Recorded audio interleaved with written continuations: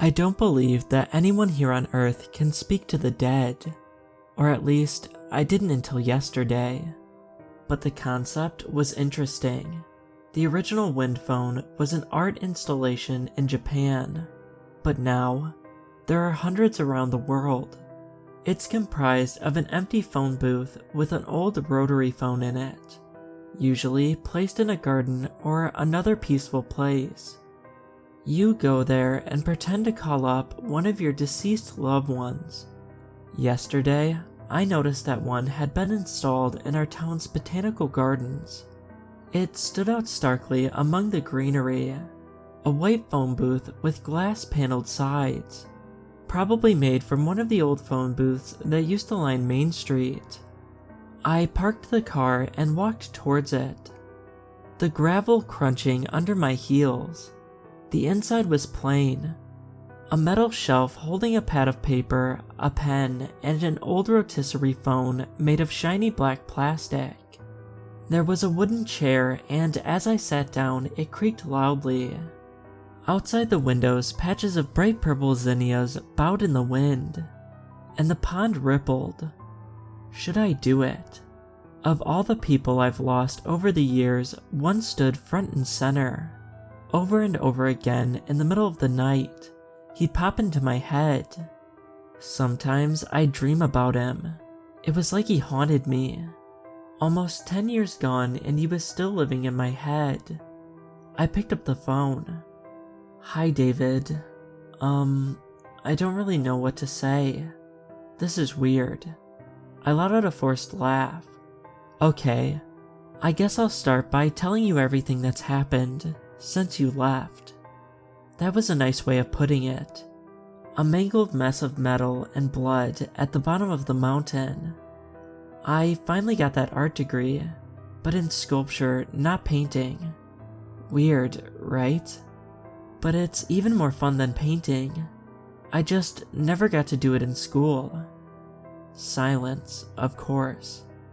And then last year, I got married, to William of all people. We reconnected after college and settled back down here in town, and, well, I trailed off. Great idea, Sarah. Go ahead and tell David you married one of his high school friends. I bet he'd love that. Never mind, anyway. The Lakewood movie theater's a gym now, and you know that rock in High Point Park that overlooks the whole town, where we'd sit for hours watching the cars and the people on Main Street. It's all overgrown and brush now. I don't think I could get there if I tried. Maybe with a machete or something. My laugh echoed into the receiver. It sounded more like a cry. Those were the good old days, huh? I was about to complain how things were so complicated now, between dirty diapers and mortgage payments, but I stopped with a pang of sadness. He didn't even get to experience that. Being a dad, owning a house, getting married. Well, anyway, I wish you were here. The weight in my chest lifted slightly. I took the receiver away from my ear. Shh. Something like a breath, a gust of wind, a whooshing sound, came from the phone. My heart dropped. I pushed it back against my ear. David? Silence. Because of course, people can't talk to the dead. Ghosts don't exist. And this is all just pretend. My eyes burned and I swallowed, swallowing away the tears. Click. It was soft, almost outside the range of my hearing. I pressed the phone so hard to my ear it hurt. Click, click, click, click. It sounded like the clicking of a bad connection. Soft, barely audible, but there. My heart pounded in my chest as I listened to it with everything that I had. Not even breathing. David, could it really be? Maybe if Ouija boards talk to the dead. Maybe if people visiting their loved ones' graves get a whisper on the wind. Maybe, just maybe, David could be on the other end for a fleeting moment. Sarah? The voice was a low, staticky growl. Every muscle in my body froze. I opened my mouth, but no sound came out. David? I finally choked. Static cut in, fuzzying out the rest of my name. Then a beat of silence. I held my breath, the receiver shaking against my ear. Click, click, click. How is this happening? Maybe it was another one of my dreams. I pinched myself, reached over and checked the time on my phone. Looked away, then back at the phone. Same time, not a dream. David, is that really you? Click, click, click. A few seconds of static. Click, click. And then silence. That's it. I lost the connection.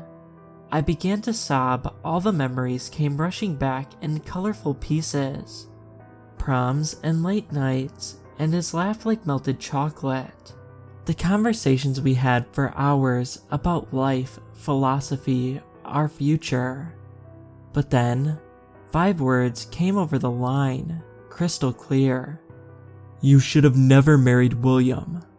He sounded so angry. None of his sweetness, none of his laughter, just pure anger, compressed into a voice on the other end of the line. My entire body went cold. The receiver nearly slipped out of my hands. What?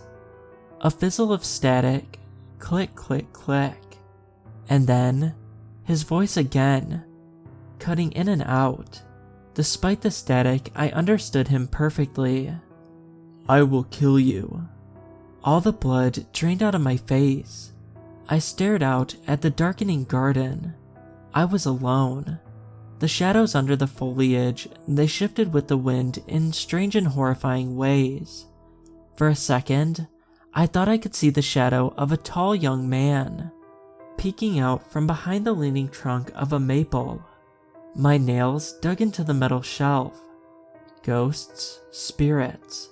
If you believed in that stuff, weren't they sometimes consumed by hatred? Didn't it eat up their entire being until they became vengeful spirits, hell-bent on punishing those who'd hurt them? I swallowed. David, I'm so sorry, I whispered. But you're not here. I know we wanted to get married, but you left. What was I supposed to do? Be alone my whole life?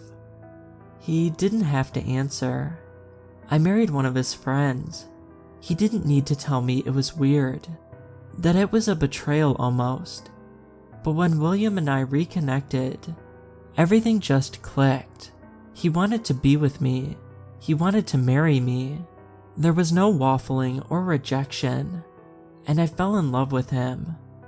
David, I started.